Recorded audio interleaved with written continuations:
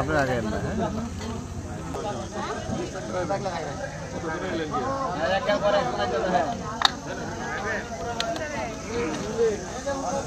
এখানে একসাথে হয়েছি, এটা আপনারা সবাই হয়তো এর মধ্যে জেনে গেছেন।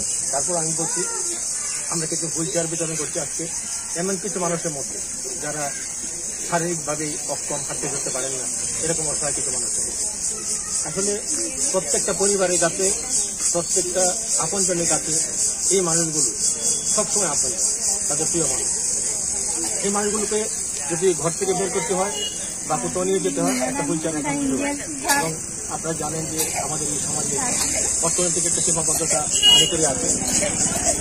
যে টাকা পয়সা রোজগার করা হয় তাদের করেন নিত্যনৈমিত্তিক জিনিসগুলো কেনার পরে হয়তো একটা হুইল চেয়ার কেনা হয়ে গেল।